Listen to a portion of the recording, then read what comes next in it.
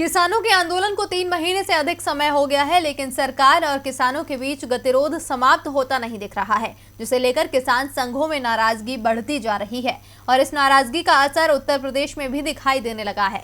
किसान प्रतिनिधियों ने अब सरकारी आयोग से इस्तीफा देना शुरू कर दिया है। तो किस किसान प्रतिनिधि ने दिया इस्तीफा और किसानों ने क्या बनाई आंदोलन की आगे की रणनीति, देखिए ये रिपोर्ट। किसानों ने जब दिल्ली के बॉर्डर पर धरना शुरू किया, उस समय सर्दी का मौसम दस्तक दे रहा था। शुरुआत में सरकार किसानों के दबाव में दिखाई दी और लगातार किसानों के साथ बैठक कर समझौते की कोशिश की गई, लेकिन किसानों की मांग थी कि समझौता तभी होगा जब नए कृषि कानून रद्द होंगे।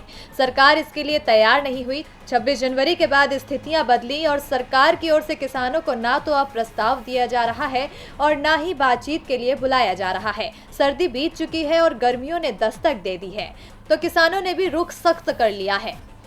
इन सब के बीच भारतीय किसान यूनियन के मीडिया प्रभारी धर्मेंद्र मलिक ने उत्तर प्रदेश सरकार के किसानों की समस्याओं के समाधान के लिए गठित आयोग से इस्तीफा दे दिया है। मलिक ने यूपी की योगी आदित्यनाथ सरकार पर आरोप लगाया है कि इस आयोग के गठन को 3 साल हो चुका है, लेकिन अब तक इस आयोग की एक भी बैठक नहीं हुई है। मलिक ने कहा कि जिस उद्देश्य के लिए पैनल का गठन किया गया था वो पूरा नहीं हुआ है।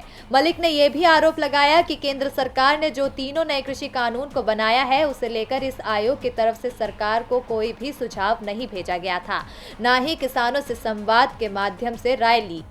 आयोग उस उद्देश्य को पूरा करने में सक्षम नहीं है जिसके लिए इसका गठन किया गया था। धर्मेंद्र मलिक ने मुख्यमंत्री योगी आदित्यनाथ को अपना त्यागपत्र भेज दिया है।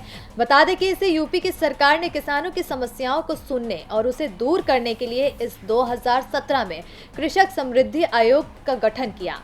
उत्तर प्रदेश सरकार ने बीकेयू के नेता धर्मेंद्र मलिक को एक गैर सरकारी सदस्य और आयोग में किसान संगठन के प्रतिनिधि के रूप में नामित किया था, तो दूसरी तरफ किसान संगठनों ने घोषणा की है कि किसान आंदोलन को और धार देने के लिए, इसमें और तेजी लाने के लिए मार्च के महीने में देश के 1 दर्जन से अधिक किसान महापंचायत करेंगे।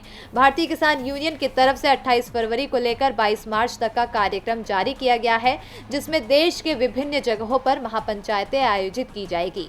1 मार्च को उधम सिंह नगर के रुद्रपुर में, तो 2 मार्च को राजस्थान के झुंझुनू में, 3 मार्च को राजस्थान के ही नागौर में महापंचायत होगी। इसके बाद 5 मार्च को यूपी में इटावा के सैफई में, तो 6 मार्च को तेलंगाना में महापंचायत होंगी, जिसमें राकेश टिकैत भी शामिल होंगे। 7 मार्च को फिर से गाजीपुर बॉर्डर के कार्यक्रम में शिरकत करेंगे। इसके बाद 8 मार्च को एमपी के श्योपुर में, तो 10 मार्च को यूपी के बलिया में किसान महापंचायत आयोजित करेंगे।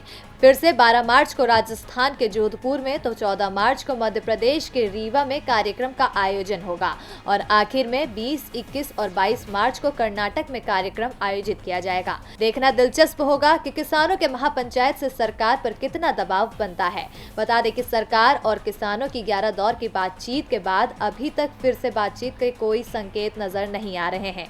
ऐसे में किसान बॉर्डर पर ही बैठे हुए हैं, लेकिन सरकार पर इसका कोई दबाव बनता नहीं दिख रहा है। किसान नेताओं ने कहा है कि भाकियू हमेशा किसानों के हितों और कल्याण के लिए लड़ता रहा है और इस मुद्दे पर कोई समझौता नहीं करेगा। डीबी लाइव की रिपोर्ट।